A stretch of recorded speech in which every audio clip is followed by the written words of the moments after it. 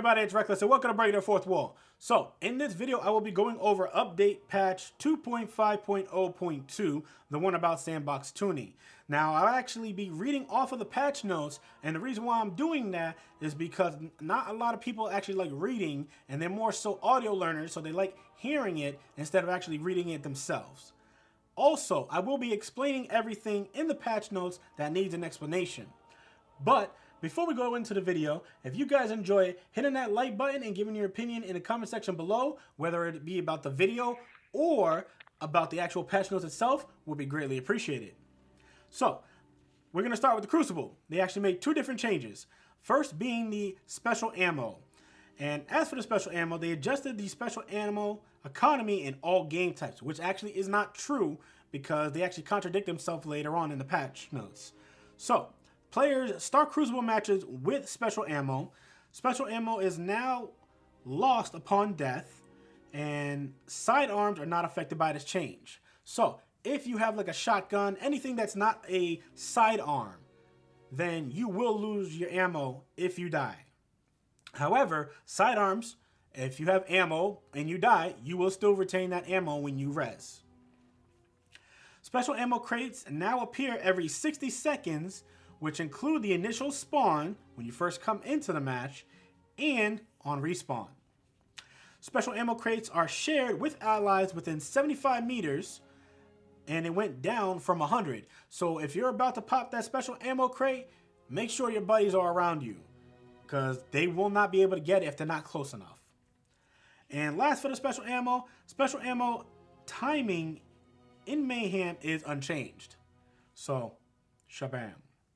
As for the elimination game types, the round time limit has been reduced to 90 seconds, and it went down from 2 minutes. So every elimination game type, any 3v3, anything like that, was 2 minutes, and now they brought it down to 1.5 minutes instead. Players only start with special ammo for round 1 in elimination game types. So, as soon as you get in, round 1, special ammo. Special ammo timing is 30s initial, then 45s on respawns. Special ammo is wiped at the beginning of subsequent rounds. So any round after round 1, you will not start with special ammo even if you did not die. Now the next thing we'll actually be going over is weapons. And we're going to start with hand cannons first. They significantly increased initial accuracy, which they brought it to year 1 Destiny, which is the launch of Destiny. At that type of accuracy, which is pretty good. They reduced the base range from 35 meters to 40 meters. They reduced the aim assist and magnetism, aka auto aim, at longer ranges. They also reduced minimum damage after fall off from 50% to 33%, which means that now you need to get up closer to somebody in order to shoot them with a hand cannon. Now, I'm not saying be right up on them, and that's probably not a good idea unless you have the last word. But hand cannons are made to do what hand cannons are supposed to do. Shoot people while you're close to mid-range. Simple. Auto rifles. They increased precision damage modifier to 1.3. And it was 1.25, which means now it'll do a little bit more damage on headshots. They also increased base damage of low rate of fire auto rifles by 2.5%. They also increased in-air accuracy for auto rifles. Now, if I'm correct, they did increase the in-air accuracy for auto rifles, pulse rifles, scout rifles, and I think that's it. Yeah, and that's it. Now, a lot of people in their last videos actually mentioned hand cannons as well. However, in-air accuracy for hand cannons has not been changed. They still have, as of right now, the best in-air accuracy. Simple. Next is pulse rifles. And as for pulse rifles, they reduced the rate of fire for very high rate of fire pulse rifles by 7.7%. They increased the rate of fire for low rate of fire pulse rifles by 5.3%. They reduced the magazine size of Clever Dragon and Graspa Malak by 6. They also reduced the effect of high caliber rounds for pulse rifles, which I think is stupid, but hey, whatever. And they also, like I said before, increased the in-air accuracy for pulse rifles as well. Scout rifles, you're next.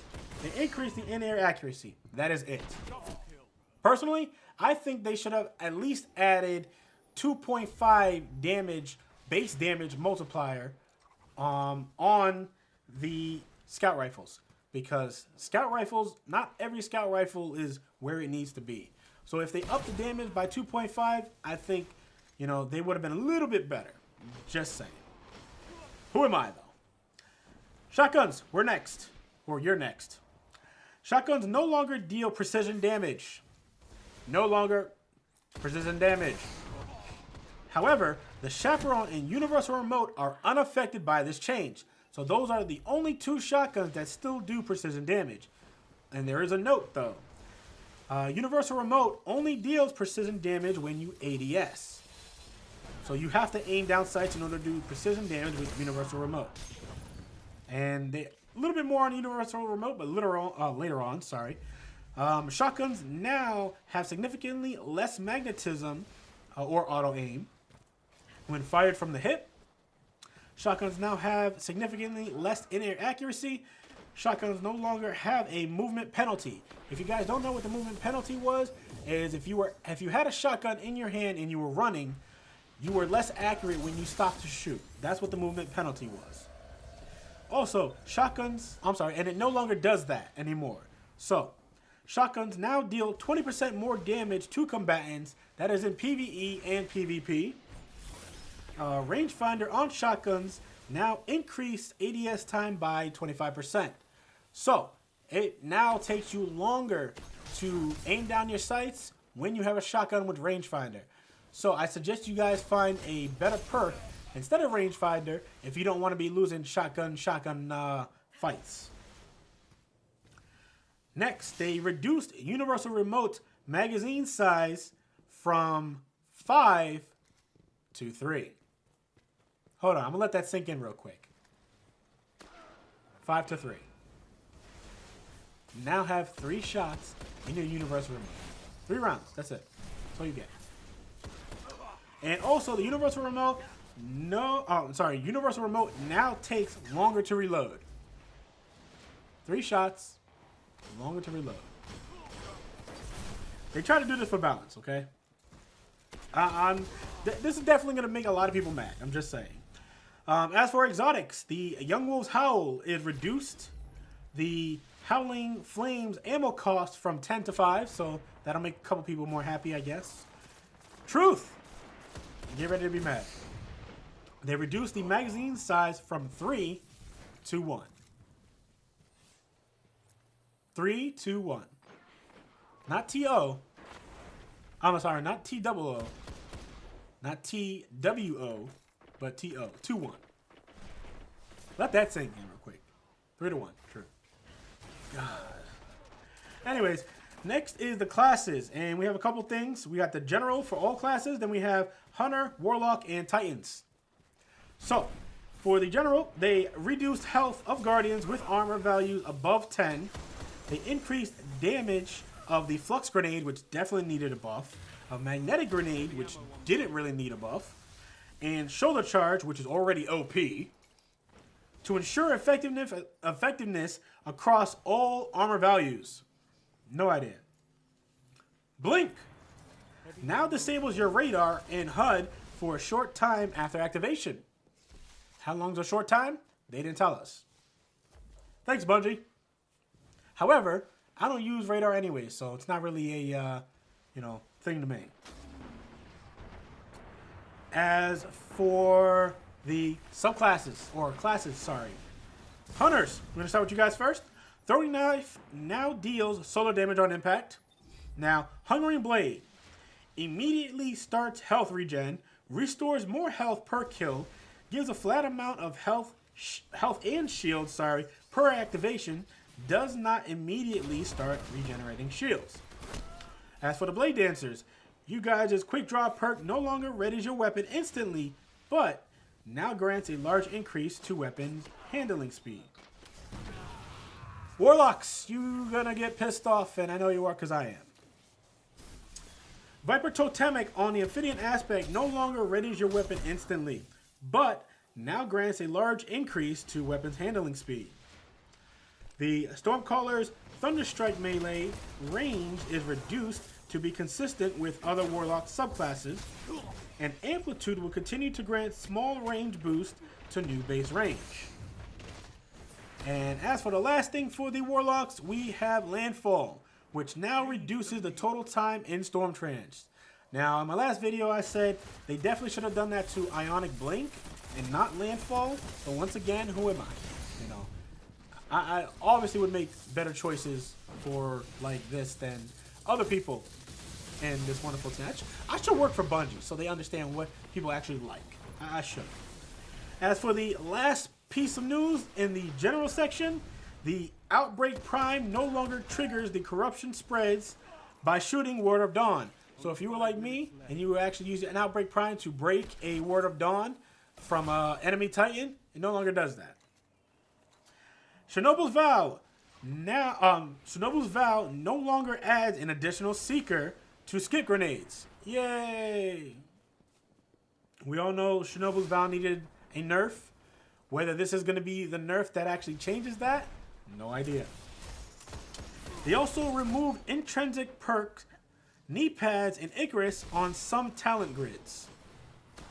I guess. Don't ask. They fixed an issue where high caliber rounds were not functioning properly on hand cannons, scout rifles, machine guns, and sniper rifles. So they pretty much fixed high caliber rounds for the weapons that actually needed it. Now, you remember that Hovering Blade perk I mentioned earlier? All those changes? If not, I'll say them again. Hovering Blade immediately starts health regen, restores more health per kill, gives a flat amount of health and shield per activation, and does not immediately start regenerating shields. Now, I read that again because these changes were also inadvertently, which is not on purpose, applied to the following perks. For more information, they wanted us to check this post, which there's no reason. You guys messed up. We don't need to check anything else. Just simple. The perks that this actually happened also to is Transfusion for the Striker Titan, Cauterize for the Sunbreaker Titan, Lifesteal for the Voidwalker Warlock, the Red Death perk, the Soros Legacy perk on the Soros Regime, the No Backup Plans, and the Word of Dawn cast. So pretty much when you pop your Word of Dawn, the Ram, Apotheosis Veil, and Embrace the Void for Voidwalker Warlocks. I mean, if you're going to throw a patch out there, you might as well test the shit before you actually throw it out there. It's called a patch update for a reason. You guys have been making us like wait for this patch update for so long. You think you would have tested it, you know, the right way, because now you just broke the game. You might as well just call this the Division, because that's what we're feeling like it is. Like, what the fuck, man? Why are you going to give us an update that's not completely fixed? That makes no sense. So now we got to adjust to this update until you actually fix the issues that you actually did. Thank you, Bungie. We're glad you're here with us. And that, my friends, brings us to the end of the video. Hopefully you guys enjoyed it. Thank you guys for all of your support. Subscribe to the channel and turn on your notifications if you haven't already. I'm Reckless, and remember, own your success, and I will see you guys next time. Oh, in the next video, T12 Tuesday, episode 5. Woohoo!